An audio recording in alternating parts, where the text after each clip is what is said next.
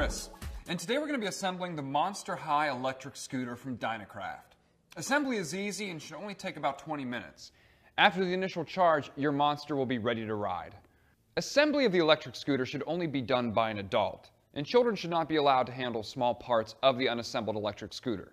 Before we start, you'll want to grab a bicycle pump with a standard Schrader valve. If your pump doesn't have a built-in pressure meter, you'll need a separate gauge. Other wrenches are included with the scooter. You may also find scissors or a box cutter helpful for removing packaging.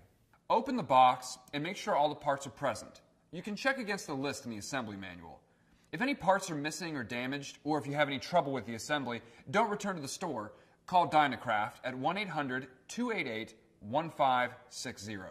We strongly recommend reading the manual or watching this video all the way through before you begin the assembly, and you should read the entire owner's manual supplied with the electric scooter before letting anyone ride it. This video is not a substitute for the manual, which contains some very important information for the safe use of the electric scooter. Let's get started. First, we'll install the handlebar steerer tube onto the frame. Slide the clamp to the bottom of the tube, placing the opened end in the same direction as the slot. Push down this button and slide the steerer tube into place. Make sure the button pops out of the locator hole, which positions everything properly. Using the 5mm Allen key and 10mm wrench, tighten the clamp bolts, alternating each turn for even tightening. It's important that you don't tighten one all the way before moving on to the next. You also don't want to over-tighten anything. With any nuts and bolts, stop when they are firmly seated. Now we'll attach the handlebar. Make sure the cables are smooth and untangled. Then put it onto the steer tube clamp area with the brake lever pointing forward. Remove the nuts, then place the clamp on top of the handlebar, making sure the bolts go through the holes. Then place the nuts back on.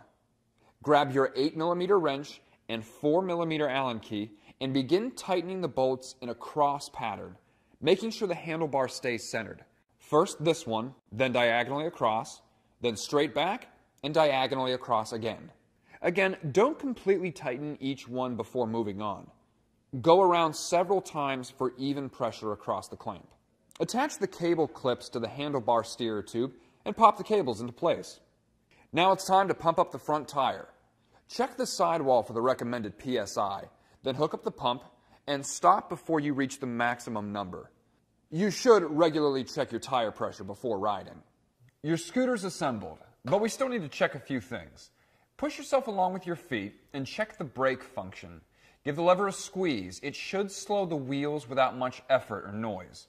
Look to see if the brakes are rubbing when they aren't in use. If they are, or if the brakes don't stop the scooter, see the manual for detailed instructions on how to make an adjustment. You should also check to make sure that the brake pads are centered on the wheel. If not, adjust them by loosening the nut, centering them, then tightening the nut back up. Next, go over the rest of the scooter, checking to see that all bolts, screws, and components are firmly attached to the frame. So now it's time to charge the battery. This first time it can take up to 18 hours. Align the groove in the plug with the socket, then plug the cable into the port.